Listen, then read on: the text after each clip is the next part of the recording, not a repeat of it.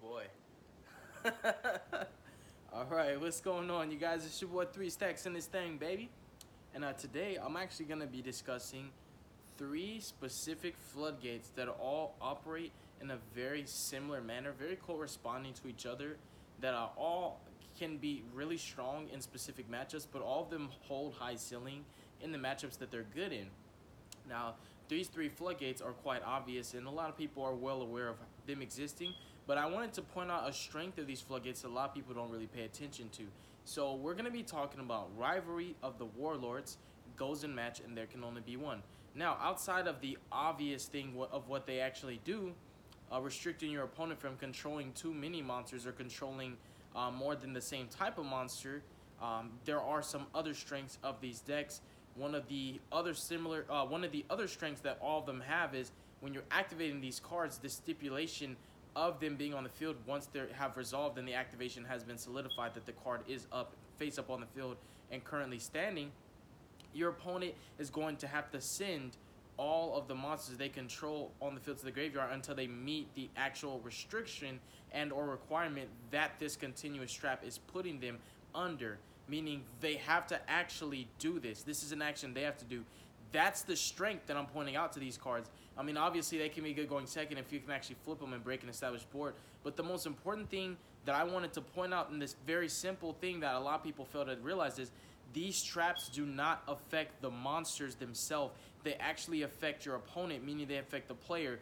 What do you mean, 3 Stacks? I mean that these traps can actually out monsters that are unaffected by the card effects, because if you read in the text of the card, your opponent and or each player must send monsters they control to the graveyard until they control A, B, or C. Now, if the player is the one sending the monsters that they control to the graveyard, if those monsters are unaffected by card effects or unaffected by your opponent's card effect, it doesn't actually matter. Very similar to Evenly Matched being a card that forces your opponent to banish their own card.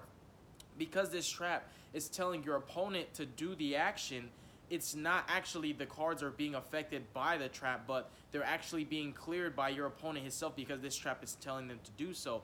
That's a strength that a lot of people have really not paid too much attention to, and it hasn't been elaborated and pointed out. So I wanted to reiterate that and really focus specifically on that strength that all 3 of these floodgates have. If you already knew this, kudos to you. It's not like rocket science that everyone couldn't figure out. But I felt that I really wanted to point that out because a lot of people don't really acknowledge that, and I've seen certain instances where a card was unaffected by traps and the opponent that it was being used on thought that he could keep his monster, and the person he was playing against also believed that he could. So they kind of one person got screwed out of that potential victory because a lot of people didn't acknowledge or pay attention to the fact that these traps actually affect the player, which it's a disposition for both players, but when you play it in a deck that it doesn't hinder, your main focus is obviously to cripple and restrict what your opponent can and can't do.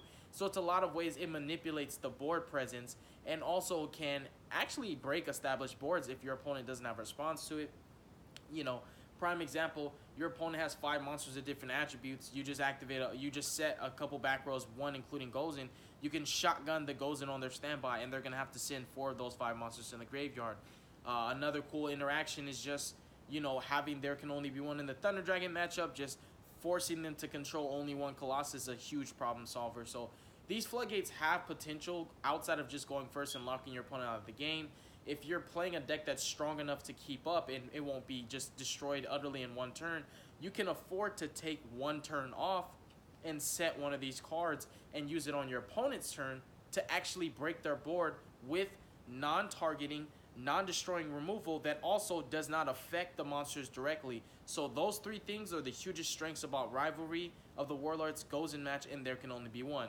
Now, these can be played in almost every deck, and while some decks can't play Rivalry or Gozen, any deck that cannot play Rivalry or Gozen can play There Can Only Be One. So there's absolutely no deck that you can't play these cards in. So that's the cool thing, is they are very generic and universal, being really strong. I think currently, as things stand with the format how it is, I think There Can Only Be One's a little bit stronger than both Rivalry and Gozen because it really hurts Thunder Dragons a lot. It really hurts Sky Strikers a lot. It really, really hurts Altergeist a lot. And it can utterly destroy Salamangreats, and it really hurts Altergeist as well. I'm sorry, really hurts Orcus as well. In addition to that, it absolutely just destroys Guard Dragons. So There Can Only Be One is the strongest of the three currently. Rivalry is only really good because of the danger monsters in general, because they aren't really hurt by Gozen, and There Can Only Be One doesn't affect them very much because they normally control a lot of different monsters, having the same attribute with different types, so Rivalry is strong in that matchup. But outside of just dangers, which is splashable more or less, There Can Only Be One is the strongest of the three as currently things stand. But I really just wanted to elaborate that. If you already knew, like I said, kudos to you. It's not like I'm trying to insult your intelligence by saying, hey, you guys didn't know this and you need to know.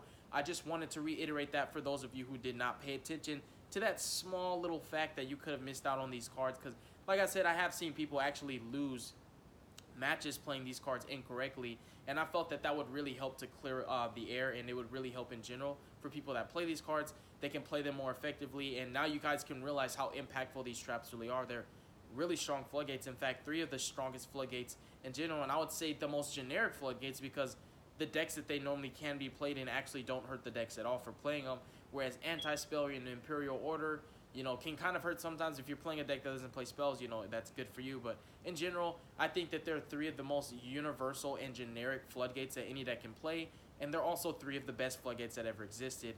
That as things currently stand, there are floodgates that can be better than them, but for the simple fact that there's not really any deck that can't play them, that's what makes them even better. And that's going to conclude the video. Thank you guys so much for watching this. God bless you. Make good choices. Don't hurt your brain cells. Stay tuned for future content. Stay positive, and you folks have a beautiful day.